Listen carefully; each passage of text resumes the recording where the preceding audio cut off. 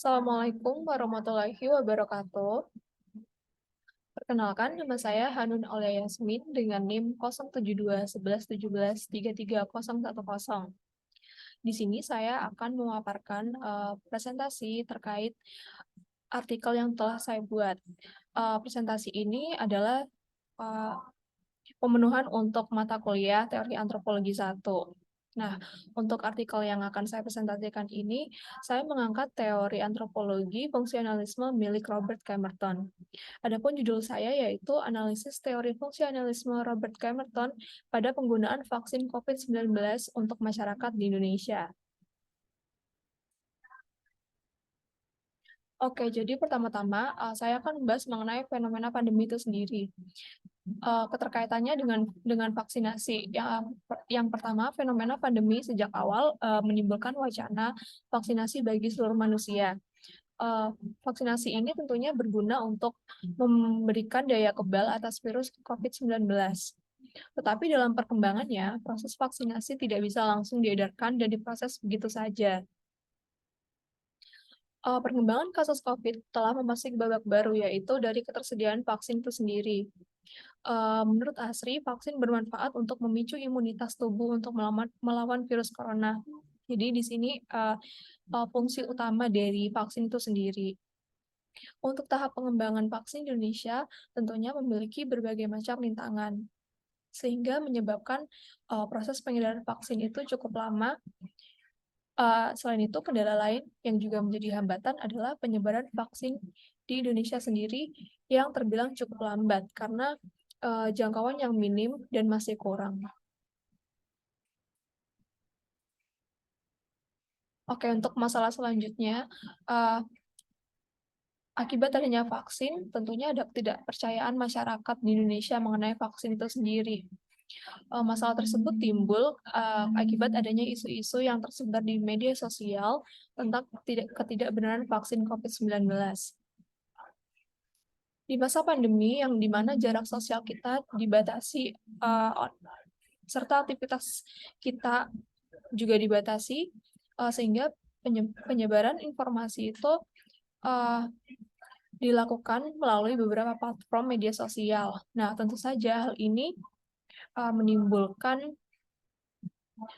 keresahan yang kemudian dijelaskan oleh Sulistiawati bahwa isu penolakan vaksin hingga munculnya kelompok anti vaksin menyebabkan keresahan tidak hanya di kalangan tenaga kesehatan yang bertugas di lapangan, namun juga masyarakat awam. Jadi fenomena COVID-19 ini yang menyebabkan kita harus membatasi jarak sosial kita, kemudian dengan adanya medsos dimanfaatkan sebagai sumber penyebaran dari hoax itu sendiri, terutama vaksin. Oke, dengan adanya masalah tersebut, maka pemerintah memberikan respon. Salah satunya itu dengan mengeluarkan sebuah kebijakan.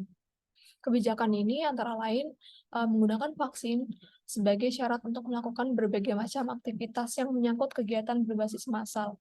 Jadi, vaksin itu kemudian secara tidak langsung mengikat kita uh, untuk vaksin. Jadi untuk surat vaksin sendiri itu kemudian digunakan sebagai persyaratan berbagai macam kegiatan massal. Hal ini tentunya membuat masyarakat menjadi terikat dan kewajiban melakukan vaksin untuk pemenuhan kepentingan mereka. Contohnya, vaksin digunakan sebagai syarat perjalanan untuk masyarakat yang ingin melakukan mudik dengan ketentuan minimal sudah 2 kali vaksin. Kemudian, selain itu juga vaksin digunakan sebagai syarat untuk masuk kerja, sebagai syarat untuk bepergian ke luar negeri, berpergian untuk haji, dan lain sebagainya. Kebijakan tersebut dilakukan pemerintah sebagai upaya untuk mengebut laju vaksinasi di Indonesia.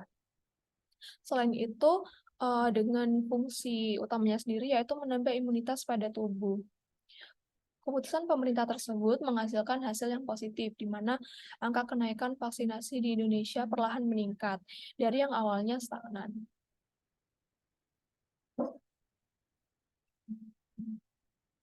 Oke, dari fenomena tersebut, kemudian peneliti menemukan adanya analisis teori yang sesuai dengan apa yang telah terjadi. Teori tersebut adalah teori fungsionalisme yang dikemukakan oleh Robert Camerton, yaitu tentang penggunaan fungsi manifest dan fungsi laten. Eee, Sebelumnya fungsi manifest dapat diartikan sebagai konsekuensi yang orang harapkan dari suatu tindakan sosial atau situasi sosial yang dapat dilihat dari penggunaan vaksin yang menyebabkan kondisi masyarakat Indonesia mulai berjalan kembali normal seperti dulu kala.